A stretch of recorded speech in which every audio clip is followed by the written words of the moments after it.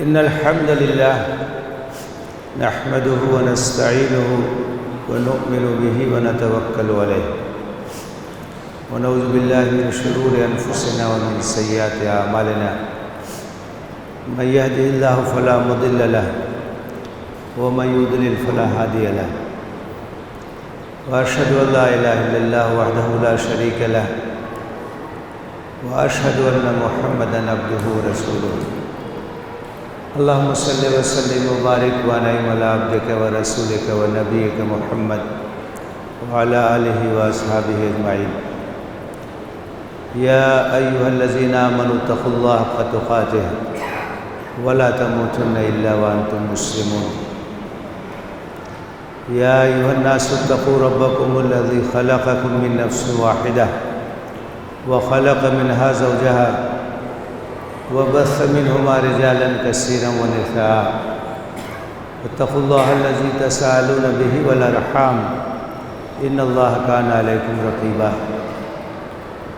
يا أيها الذين آمنوا اتقوا الله وقولوا قولا سديدا يصلح لكم أعمالكم ويغفر لكم ذنوبكم ومن يطع الله ورسوله فقد فاز فوزا عظيما أما بعد فإن أصدق الحديث كتاب الله وخير الهدي هدي محمد صلى الله عليه وسلم وشر الأمور محدثاتها وكل محدثة بدعة وكل بدعة ضلالة وكل ضلالة في النار أعوذ بالله من الشيطان الرجيم بسم الله الرحمن الرحيم واذكر في الكتاب إبراهيم إنه كان صديقا نبيا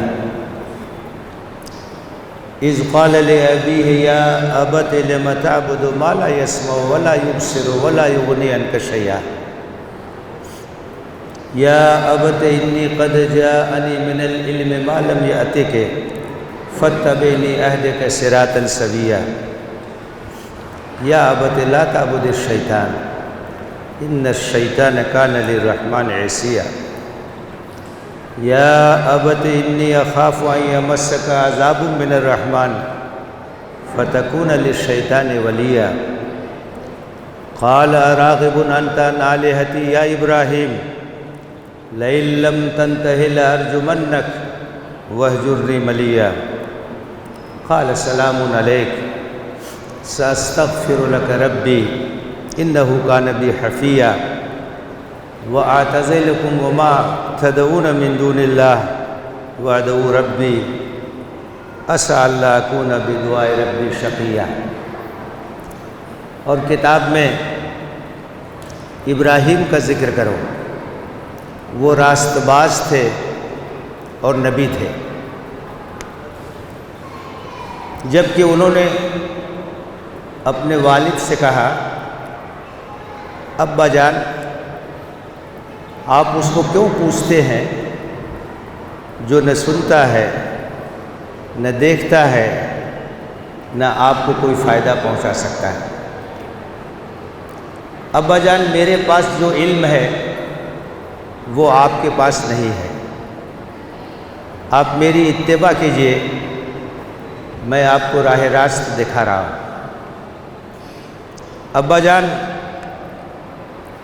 شیطان کی عبادت مت کیجیے، وہ خدائے رحمان کا نافرمان ہے۔ ابا جان مجھے اس بات کا ڈر ہے کہ آپ اللہ کے عذاب کی زد میں آ جائیں اور پھر آپ شیطان کے ساتھی بن کے رہ جائیں گے۔ انہوں نے کہا کہ اے ابراہیم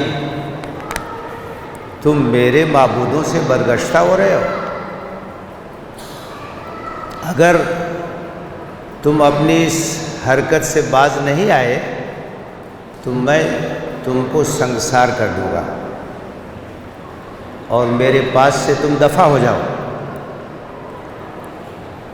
انہوں نے کہا اللہ کی سلامتی ہو آپ پر، میں اپنے رب سے آپ کے لیے استغفار کروں گا، میرا رب مجھ پر بڑا مہربان ہے اور میں آپ لوگوں سے اعلان برات کرتا ہوں اور اللہ کو چھوڑ کر جن کو آپ لوگ پکارتے ہیں ان سب سے اعلان برات کرتا ہوں، اور میں صرف اپنے رب کو پکارتا ہوں، اور مجھے امید ہے کہ میں اپنے رب کو پکار کے محروم نہیں ہوگا۔ حضرت ابراہیم علیہ السلام کی زندگی کا تذکرہ قرآن مجید کے مختلف مقامات پہ ہے، اور ایک نمونہ اور اسوہ کی حیثیت سے ان کی زندگی کو پیش کیا گیا ہے، اور مختلف انبیاء کرام کی زندگی ایک نمونے کی حیثیت سے قرآن مجید میں پیش کی گئی۔ ابھی آپ کے سامنے سورہ مریم کی چند آیتیں پڑھی گئیں۔ اس میں حضرت ابراہیم علیہ السلام کی اس دعوت کا ذکر ہے جو دعوت آپ نے اپنے والد محترم کے سامنے پیش کی۔ والد سے جو گفتگو ہوئی اور والد کا جو رد عمل ہوا، اس کا تذکرہ یہاں کیا گیا ہے۔ سورہ مریم میں حضرت زکریا کا بھی ذکر ہے، حضرت یحییٰ کا بھی ذکر ہے، حضرت عیسیٰ کا ذکر ہے، حضرت ابراہیم کا ذکر ہے، حضرت موسیٰ کا ذکر ہے،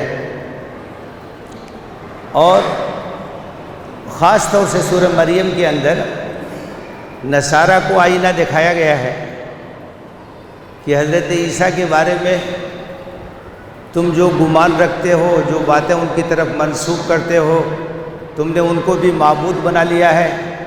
حضرت عیسیٰ تو ایک پیغمبر تھے، اور ان کی دعوت بھی توحید کی دعوت تھی، اور وہ بھی نماز اور زکوٰۃ کا حکم دیتے تھے۔ عرب کے لوگ جو مشرکین عرب تھے، یہ اپنے آپ کو حضرت ابراہیم سے منسوب کرتے تھے اور ان کی طرف انتساب کرتے تھے، تو حضرت ابراہیم کی دعوت بھی ان کے سامنے پیش کی گئی ہے کہ حضرت ابراہیم علیہ السلام تو توحید کے علمبردار تھے، وہ تو شرک سے بیزار تھے، تم ان کا نام لیتے ہو، حضرت اسماعیل کا نام لیتے ہو اور شرک اور بت پرستی میں مبتلا ہو۔ اگر حضرت ابراہیم سے تمہاری نسبت ہے تو تمہارے اندر توحید ہونی چاہیے، خدا پرستی ہونی چاہیے، اور شرک سے تم کو دور ہونا چاہیے۔ تو اسی سے آپ میں حضرت ابراہیم علیہ السلام کا یہاں تذکرہ ہے۔ وَاذْكُرْ فِي الْكِتَابِ إِبْرَاهِيمَ إِنَّهُ كَانَ صِدِّيقًا نَبِيًّا، کتاب میں ابراہیم کا ذکر کرو، ان کی سرگزشت بیان کرو، اور ان کی زندگی سے سبق حاصل کرو۔ وہ راست باز تھے، اور راست بازی کا تقاضا یہ ہے کہ سچائی کو قبول کیا جائے۔ آدمی کی پوری زندگی صداقت، شیاری اور راست بازی کی ہو، وہ سچ بات بولے، اس کی دعوت سچائی کے لیے ہو، جو سچائی بھی اس کے سامنے آئے اس کو وہ تسلیم کرے۔ حضرت ابراہیم علیہ السلام نے آنکھ کھولی تو کفر اور شرک کا ماحول تھا، لیکن آپ نے کفر اور شرک اور اللہ کو چھوڑ کر جن چیزوں کی بھی پوجا ہو رہی تھی، ان تمام چیزوں سے اعلان برات کیا، اور اللہ کی طرف سے جو وحی آئی، جو سچی دعوت آئی، اس کو انہوں نے قبول کیا، اس کو لوگوں کے سامنے پیش کیا۔ تو اگر تم ملت ابراہیمی کے پیرے ہو تو تمہارے اندر راست بازی ہونی چاہیے، تمہارے اندر صداقت، شیاری ہونی چاہیے، تمہارے اندر سچائی ہونی چاہیے، سچائی کو قبول کرنے کی صلاحیت ہونی چاہیے۔ وہ راست باز تھے، وہ نبی تھے، وہ پیغمبر تھے، اللہ کے برگزیدہ بندے تھے۔ اب ان کی دعوت کا ایک خاص جو موڑ تھا اس کو یہاں ذکر کیا گیا ہے۔ اپنے والد، ان کے والد پروہت تھے، اور وہ ٹھیکیدار تھے بت پرستی کے، اور مذہبی حیثیت سے ان کی حیثیت ایک تھی معاشرے میں، سماج میں، تو ان کے سامنے جو انہوں نے توحید کی دعوت رکھی ہے اس کا ذکر آگے کی آیتوں میں کیا گیا ہے۔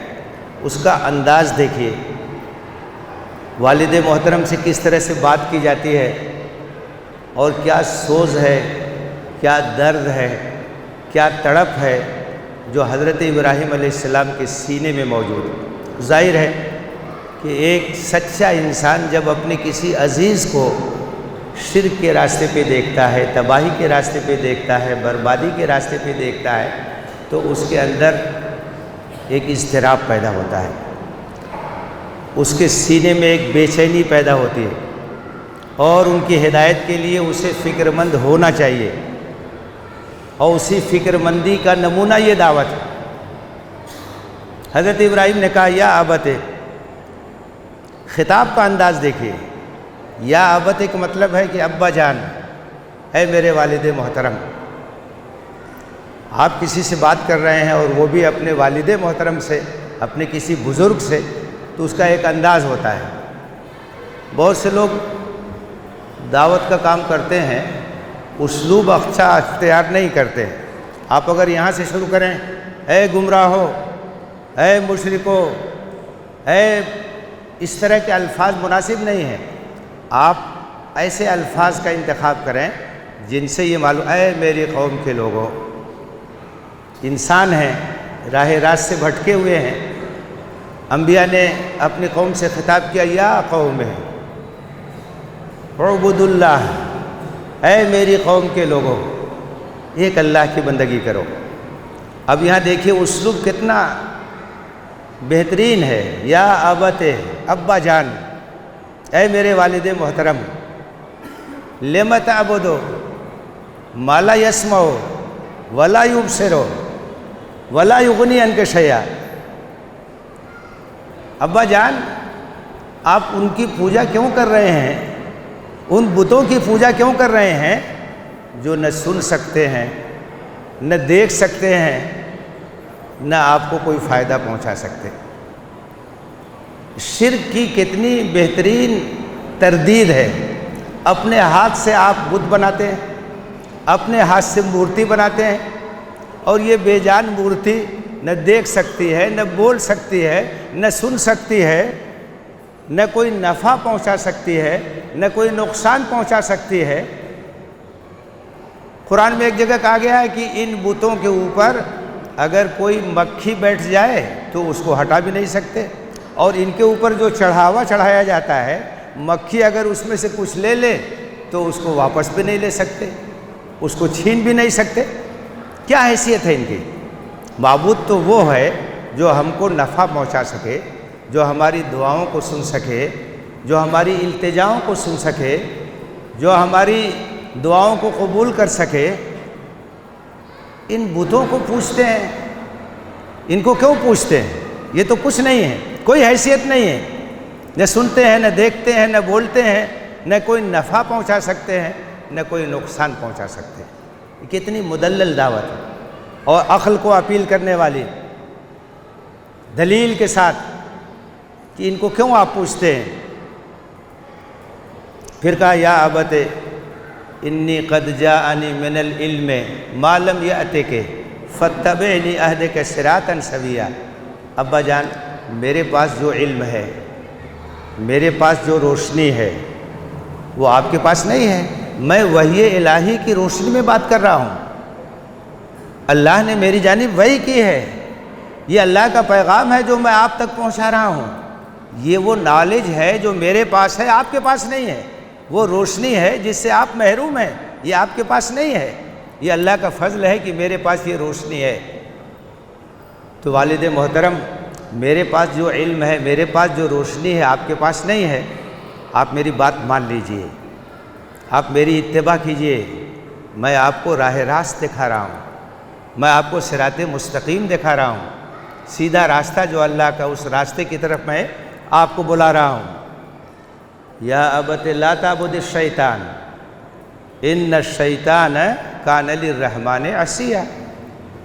ابا جان، شیطان کی عبادت مت کیجیے، شیطان کی عبادت کرنے کیا مطلب؟ شیطان کی اطاعت کرنا، شیطان کی بات ماننا، اس کا کہا ماننا۔ تو معلوم یہ ہوا کہ عبادت میں پرستش بھی ہے اور عبادت میں اطاعت بھی ہے۔ آپ اگر کسی کو اپنا مطاع بنا لیتے ہیں اور اس کی پابندی کرتے ہیں اس کے احکام کی، تو وہ آپ اس کی عبادت کرتے ہیں۔ تو کہا لا تعبد الشیطان، شیطان کی عبادت مت کیجئے، شیطان کا کہا مت مانیے، شیطان کی اتباع مت کیجئے، وہ تو نافرمان ہے خدائے رحمان کا، اور اس کی اتباع کریں گے تباہی کے راستے پہ جائیں گے، بربادی کے راستے پر جائیں گے۔ آپ اس سوز کو محسوس کیجئے، درد کو محسوس کیجئے جو حضرت ابراہیم کی اس دعوت میں ہے، جو اپنے والد محترم کے سامنے وہ پیش کر رہے ہیں، ان سے بات کر رہے ہیں۔ اب رد عمل دیکھیے، جواب کیا ہے۔ ایک طرف تو حضرت ابراہیم کی یہ دعوت ہے جس کے اندر ادب بھی ہے، احترام بھی ہے، سوز بھی ہے، اضطراب بھی ہے، درد بھی ہے، بے چینی بھی ہے، تمام چیزیں ملحوظ رکھ کر کے وہ دعوت دے رہے ہیں۔ جواب کیا آتا ہے؟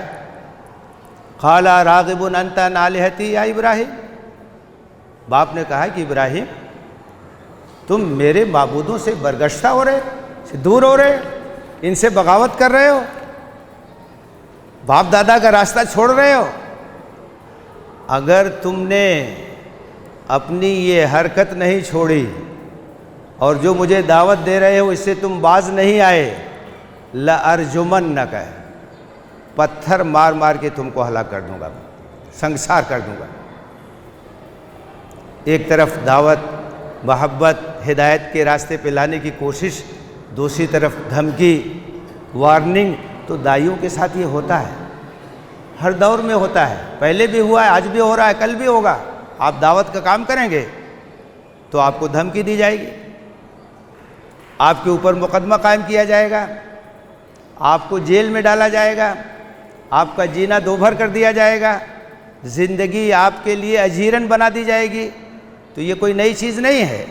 جو لوگ بھی دعوت کا کام کرتے ہیں ان کو یہ اچھی طرح سے معلوم ہونا چاہیے کہ یہ سب مرحلے اس راستے میں آتے ہیں اور یہ مرحلے آئیں گے۔ آزمائش کا راستہ ہے، یہ مشکلات کا راستہ ہے۔ یہ آپ جب کفر پہ تنقید کریں گے، شرک پہ تنقید کریں گے، بت پرستی کے خلاف بولیں گے تو اس کو کوئی برداشت نہیں کرے گا، اس کو کوئی انگیز نہیں کرے گا، اور آپ کو روکنے کی، آپ کو دبانے کی، آپ کی دعوت کو دبانے کی ہر طرح کی کوشش کی جائے گی۔